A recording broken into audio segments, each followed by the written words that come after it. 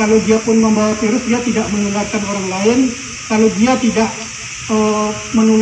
membawa virus itu juga dia nanti sembuh, tidak terjangkit dengan penyakit itu. Itu gunanya kita mengawasi orang-orang yang baru datang. Kita sudah jaga di perbatasan, dan orang-orang yang tidak datang kita beri protokol untuk dia berdiam diri dulu sementara di rumah untuk menjaga penularan COVID-19 ini. Terus ada lagi stigma dari masyarakat tentang COVID ini, yang telah meninggal itu tidak mau dia menerima di wilayahnya dikuburkan. Itu juga sebenarnya itu tidak boleh terjadi gitu. Di kemarin kita di Solok Selatan ini ada kematian 1 ODP, yang 2 PDP. Jadi di Pekan Rabah itu jadi polemik juga, karena masyarakat tidak mau keluarga orang itu dikatakan keluarga corona katanya. Itu jadi permasalahan sekarang. Kami sedang menyelesaikan itu dengan pihak-pihak yang terkait. Jadi mari kita jaga bagaimana apa sih yang perlu kita kerjakan untuk antisipasi penularan COVID ini. Yang pertama, tentu kita jangan panik dulu gitu. Jangan terlalu panik, kita pahami apa itu sebenarnya COVID. Terus yang kedua, kita waspada. Kalau sudah ada demam, ada batuk, ada kesukaran bernapas, kita cepat lapor ke puskesmas atau fasilitas kesehatan yang terdekat. Terus yang ketiga, kita berperilaku hidup bersih dan sehat. Yang pertama itu cuci tangan dengan sabun, dengan air mengalir, atau disinfektan yang lain sesering mungkin. Memakai masker. Ini masker ini sore kemarin juru bicara COVID-19 ini telah mewajibkan kita memakai masker. Yang masker seperti ini cukup dengan untuk petugas kesehatan, yang masyarakat boleh pakai masker yang dari kain. Istirahat juga perlu yang cukup, karena ini meningkatkan daya imun kita. Kita istirahat, nggak usah banyak-banyak nonton TV, tidak usah begadang malam. Terus hindari berkumpul-kumpul, hindari makanan yang sifatnya mengurangi daya imun, seperti rokok, alkohol, dan lain sebagainya. Ini juga. Di sini mungkin saya akan memberitahukan tentang sedikit apa itu virus corona, gejalanya seperti apa, terus pencegahan kita yang di sini apa yang bisa kita lakukan dalam membantu usaha pemerintah. Gitu. Jadi apa-apa tahap-tahap yang bisa kita lakukan di orang-orang yang kita sayangi terlebih dahulu dan di lingkungan masyarakat kita. Karena dari hal kecil tersebut yang kita lakukan bakal membantu dari kerjaan dari pemerintah dan tim kesehatan juga. Lanjut saja, mungkin Bapak Ibu juga sudah banyak yang tahu apa itu corona atau lebih disingkat COVID-19. Mungkin ada banyak yang tahu ya. COVID-19 itu merupakan dari kepanjangannya C dan O-nya itu adalah corona, D dan I itu virus atau virus, D-nya itu adalah disease atau penyakit. Jadi penyakit-penyakit yang disebabkan oleh coronavirus. 19 itu adalah tahun terjadinya, tahun 2019, tepatnya di kota Wuhan, di kota China. Itu terjadi pada 1 Desember, sudah ada yang meningkat, tapi karena pemerintahannya terlalu lambat, jadi banyak yang meninggal.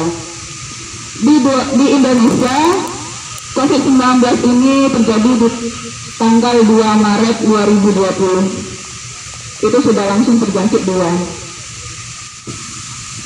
Awalnya virus ini memang mengenai antara hewan dan ke manusia. Dulu memang kita kenal dulu kelelawar ya, kelelawar, kodok, itu memang iya. Karena itu awalnya dari hewan ke manusia. Tetapi karena lambat pemusnahannya, sekarang sudah mewabah manusia ke manusia. Virus ini menyerang sistem pernafasan kita. Sistem pernafasan itu ada hidung dan ada mulut.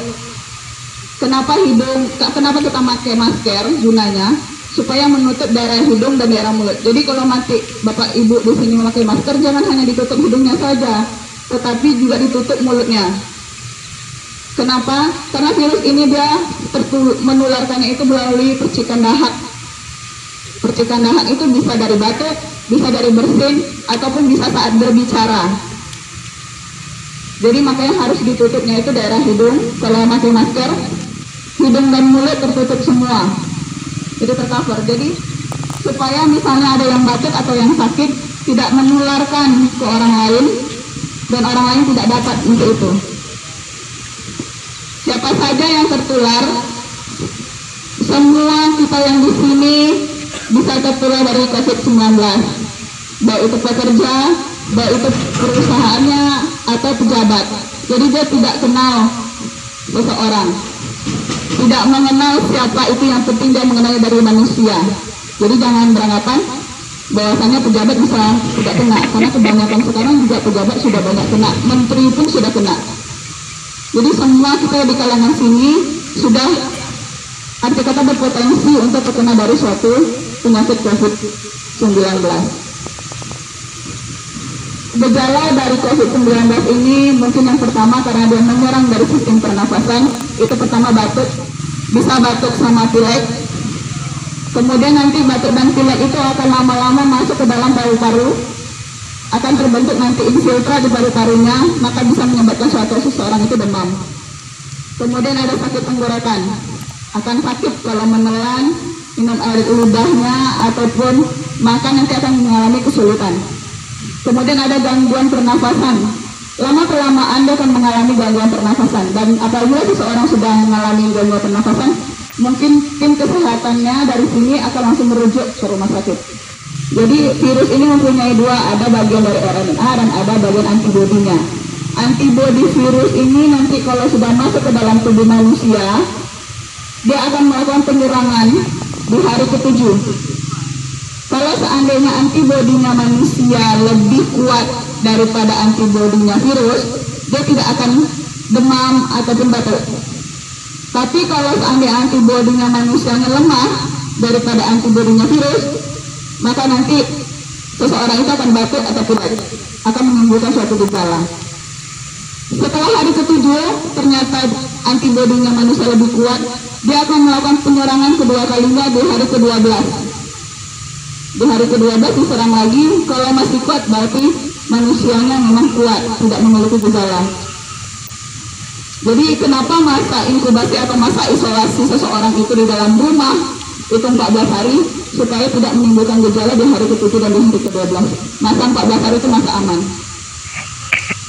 Yang pertama itu memakai masker, karena yang terbaru sekarang sudah semua orang baik sakit ataupun sehat itu memakai masker. Kalau mau pakai masker yang sehat, pakai maskernya yang kain. Kalau mau nanti takut terciprat percikan dahak atau ludah, itu bisa ditambah tisu di dalamnya. Tetapi memang sekarang semua anjuran sudah memakai masker kemanapun dan dimanapun. Kemudian sering melakukan cuci tangan. Cuci tangan ini gunanya supaya penyebarannya tidak masuk ke dalam kita dan untuk orang-orang terdekat kita. Karena sama seperti kita memegang semut, bakalan tertular kena semua tangan kita sampai ke dalam, sampai semua tubuh. Jadi gunanya kita mencuci tangan itu pencegahan.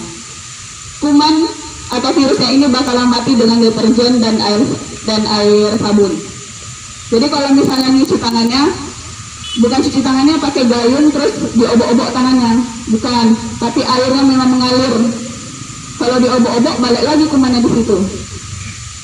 Kalau pakai gayung, mana tahu di rumah. Kalau di sini mungkin tadi saya lihat sudah ada mengalir, tapi kalau mungkin di rumah jangan dimasukkan lagi ke dalam gayung, nanti diobok-obok lagi tangannya, karena di situ lagi kumannya.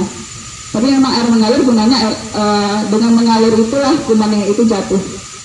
Posisi gizi yang seimbang, arti kata lebih banyak menggunakan sayur, makanan sayur, buah-buahan jangan lupa, karena dari situ terdapat vitamin dan mineral untuk tubuh kita sendiri. Kurangi bergadang, kurangi dari merokok, kurangi dari kafein, karena itu bakal melemahkan sistem daya tahan tubuh seseorang. Karena saya mau bilang saya rajin olahraga, tapi di sini lebih kerjanya sudah ekstra, itu bakalan mati. Cuman kalau seandainya sudah sampai di rumah, jangan pegang anak dulu atau pegang keluarga dulu, masukkan baju yang kita telah gunakan ke dalam mesin cuci, langsung aja dicuci gitu. Langsung cuci karena dia mati dengan sabun. Karena kita nggak tahu sekarang. Sekarang itu ada orang yang tanpa gejala, arti kata mereka sudah positif, tetapi berkeliaran, kita tidak tahu keluarannya, itu bisa menularkan ke kita. Yang orang tanpa gejala inilah yang memang lebih menakutkan daripada orang yang sudah gejala. Kalau orang sudah memiliki gejala, mereka sudah aman dalam rumah sakit. Tapi orang tidak memiliki gejala sama sekali tapi keluyuran, itu yang bakalan mengenakan ke orang lain. Jadi di dalam COVID-19 ini ada istilah seperti PPT, pelaku perjalanan daerah terjangkit. Arti kata mereka sudah melakukan daerah perjalanan dari Damasraya, Ebo, daerah Jambi, Padang, Payakumbuh, Bukit Tinggi, pesisir selatan. Itu sudah termasuk daerah red zone atau daerah yang berbahaya. Kalau seandainya ada pelaku-pelaku atau karyawan di sini sudah melakukan perjalanan, mungkin kebijakan pimpinan untuk memberikan isolasi mandiri selama 14 hari.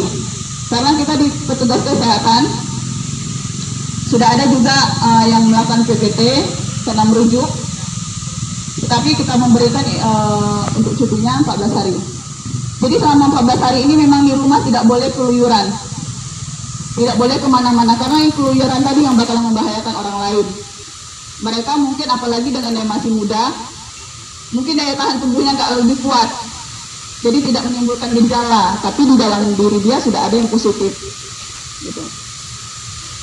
Itu PPT. Jadi kalau misalnya pelaku dari jalan terjangkit diisolasi 14 hari, tidak boleh kemana-mana. Nanti kita akan berikan protokol isolasinya apa saja yang akan dilakukan, itu kita akan beri selebarannya.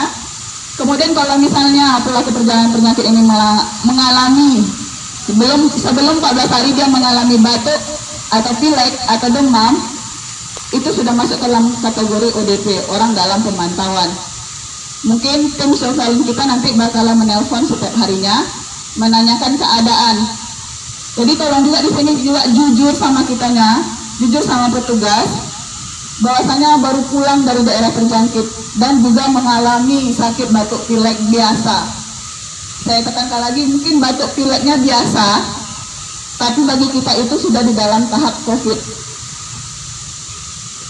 Jadi sama-sama Bapak Ibu di sini juga jujur, kitanya juga bakalan membantu. ODP akan dipantau 14 hari. Keluarga yang tidak sakit lah yang mengambil obatnya ke klinik. Keluarga yang tidak sakit yang mengambil obatnya. Pasien tetap di rumah, nanti akan diberikan obatnya. Obatnya nanti akan diberi 2 kali. Kalau seandainya belum ada masa kesembuhan, nanti balik lagi. Tapi tetap anggota keluarga yang tidak sakit yang mengambil obatnya. Tidak boleh melapornya pun juga via telepon. Tidak boleh langsung datang ke petugas kesehatan. Via telepon saja. Nanti akan kita bagi juga nomor teleponnya. Bisa nanti diberikan bahwasanya ada yang dari PPT tadi atau ada yang ODP. Kemudian kalau misalnya pas masalah pasien dalam pemantauan atau PDP, itu nanti mungkin bakalan tim kesehatan lagi untuk yang ke atasnya. Apakah dilakukan pemeriksaan anal swab, itu nanti masalah kesehatan. Mungkin untuk bapak-bapak kita harapkan yang hal terkecil dulu. Karena kalau hal terkecil sudah terpatuhi, sudah terlaksana dengan baik, mungkin orang yang kita sayangin, orang yang di sekitar kita bakalan mudah terhindari dari penyakit sekarang. Jadi saya harapkan memang dari hal kecil dulu, pulang kerja, cuci tangan terlebih dahulu, masukkan baju ke mesin cuci, langsung digiling saja sebentar karena dia bakalan mati virusnya, mandi, baru nanti pegang yang lain. Dan selama dalam beraktivitas gunakan masker, karena kita tidak tahu sekarang, karena sudah yang positif sudah 2, itu pun yang terkonfirmasi, apalagi yang tidak terkonfirmasi sudah 2000. Jadi sama-sama kita mencegah dari hal terkecil dulu. Kalau misalnya ada yang melakukan perjalanan dari daerah terjangkit bisa melapor. Melapor boleh anggota keluarga ataupun tetangga, laporkan. Penyakit ini walaupun sudah positif, dia bakalan sembuh. Jadi tidak bisa dikatakan penyakit ini selamanya, dia bakalan sembuh nantinya, gitu. Cuman supaya tidak terjadi suatu penyakit ini, kita lakukan pencegahan terlebih dahulu. Karena mencegah lebih baik daripada mengobati. Jadi kalau seandainya pun ada nanti dapat yang positif, jangan langsung dijauhkan, gitu. Cukup orang-orang keluarganya saja yang mendekatinya. Tapi jangan dicat ataupun jangan dikata-katain, jangan dicaci maki. Mereka juga manusia. Mereka pun tidak mau sebenarnya terpapar. Tapi kondisi keadaan mereka. Jadi saya harapkan sama-sama sebelum terjadinya penyakit kita lakukan pencegahan terlebih dahulu. Kemudian kita paham ya, terus kita taati apa-apa yang dianjurkan oleh pemerintah. Karena kalau kita tidak taat dengan isolasi 14 hari, kalau kita sakit itu mungkin bisa 2 atau 3 kali 14 hari isolasinya. Jadi jangan sampai perusahaan kita yang kena, nanti malah perusahaan yang di lockdown. Ini lebih payah lagi, lebih besar kerugiannya gitu. Jadi mungkin itu saja penyampaian dari kami. Banyak maaf, bila taufiq wal hidayah. Assalamualaikum warahmatullahi wabarakatuh.